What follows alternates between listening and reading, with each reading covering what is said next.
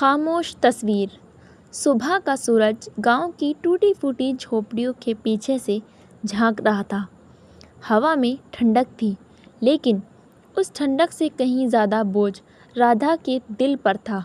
वे 12 साल की उम्र से ही घर की जिम्मेदारियों का बोझ उठा रही थी। उस दिन भी वे जल्दी उठकर चूल्हा जला रही थी। माँ खांसते खांसते बिस्तर पर लेटी थी। पिता का साया तो कब का चला गया था। अब वही दोनों, माँ और राधा, छोटे भाई आरव को पालने में जुटी थी। राधा ने कभी अपने लिए कुछ नहीं चाहा। मोहल्लों की सहेलियाँ नई नई किताबें, बैग और रंगीन चूड़ियाँ दिखाती तो वे मुस्कुराकर बस देख लेती। उसकी हथेलियों में तो केवल मेहनत की लकीरें थीं। राधा को पढ़ाई से बेहद लगाव था। गांव के मास्टर जी जब क्लास में पढ़ाते तो वे पूरा ध्यान से सुनती। एक बार मास्टर जी ने उससे पूछा था, बेटी, बड़ी होकर क्या बनना चाहोगी? राधा की आंखें चमक उठी थी। उसने मासूमियत से कहा था, मैं भी आपकी तरह टीचर बनना चाहती हूँ। बच्चों को पढ़ाऊँगी ताकि कोई भी अंधेरे में ना रहे। लेकिन किस्मत को कुछ और मंजूर था। पिता के जाने के बाद पढ़ाई छूट गई और राधा किताबों की जगह झाड़ू, बर्तन और चूल्हे तक सीमित हो गई। आरव छोटा था, इसलिए राधा ने खुद को उसकी माँ जैसा बना लिया। वह उसके लिए पढ़ाई का सामान लाती, खेल के लिए मिट्टी से खिलौने बनाती और जब कभी आरव को बुखार होता तो पूरी रात उसके पास बैठकर उसका माथा सहलाती। कभी कभी वह खुद भूखी रह जाती, लेकिन आरव की प्लेट कभी खाली नहीं रहने देती। गांव के लोग कहते, ये लड़की बहन कम, माँ ज़्यादा है। समय बीतता गया, राधा जवान हो गई, पर उसकी ज़िंदगी वही पुरानी झोपड़ी और वही बोझ। जब लड़कियां श्रृंगार करती और सपनों का दूल्हा खोजती, राधा अपने भाई के भविष्य की किताबों में खोई रहती।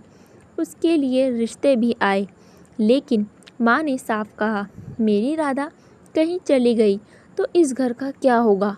ये तो इस घर की जान है। राधा ने बिना विरोध किए माँ की बात मान ली। वह जानती थी कि उसका सुख उसकी माँ और भाई की हंसी में छिपा है। राधा की मेहनत रंग लाई। आरव ने पढ़ाई में गांव का नाम रोशन किया और शहर जाकर नौकरी पाली। धीरे धीरे उसने एक बड़ा ऑफिस, गाड़ी और मकान बना लिया।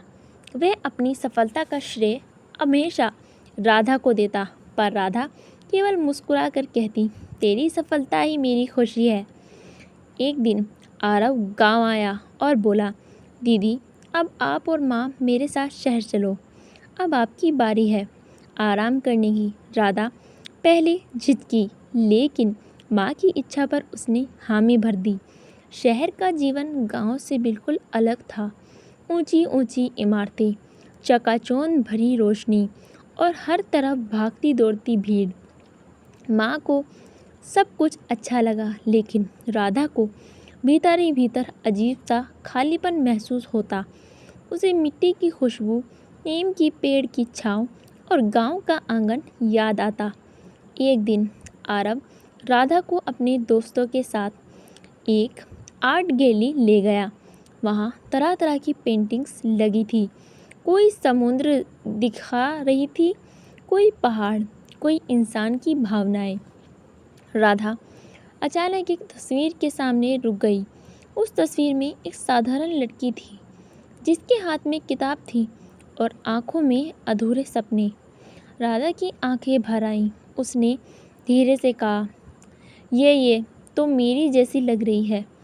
मैं भी कभी टीचर बनना चाहती थी, लेकिन जिम्मेदारियों ने मुझे किताबों से दूर कर दिया। आरव ने बहन की ओर देखा। उसकी आंखें नम थीं, लेकिन चेहरे पर दृढ़ता थी।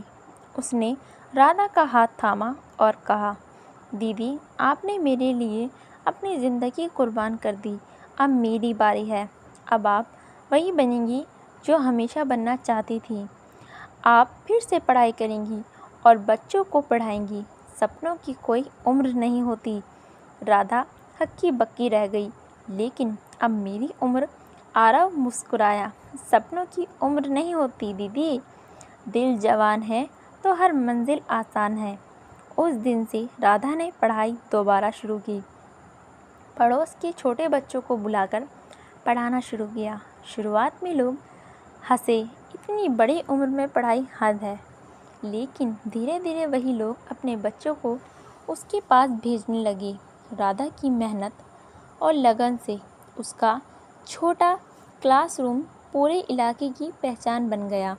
औरतें, बच्चे, यहाँ तक कि कामकाजी लोग भी उससे पढ़ने आने लगे। वह पेंटिंग जो राधा को कभी उसकी अधूरी ख्वाहिशें याद दिलाती थी, अब उसके लिए प्रेरणा बन गई। लोग उसे खामोश तस्वीर वाली दीदी कहने लगे। अब उसकी आंखों में अधूरे सपनों का दर्द नहीं था, बल्कि दूसरों को सपने पूरा करने का हौसला था। एक दिन आरव ने कहा, दीदी आज आप सचमुच उस तस्वीर से बाहर निकल आई हैं। अब आप केवल मेरी बहन नहीं, इस पूरे समाज की रोशनी हो। राधा की आंखों में आंसू थे, लेकिन उन आंसुओं में अब शिकायत नहीं थी, केवल संतोष था। उसने आसमान की ओर देखा और धीरे से फुसफुसाई, बाबा आज आपकी राधा ने खुद को पा लिया है। तो इस कहानी से हमें ये सीख मिलती है, त्याग और सपनों की जड़ें गहरी होती हैं। सपने कभी मरते नहीं, वे बस सही वक्त का इंतज़ार करते हैं, और जब उन्हें प्यार और हौसला मिलता है तो वे न केवल एक इंसान की बल्कि पूरी दुनिया की ज़िंदगी बदल सकते हैं।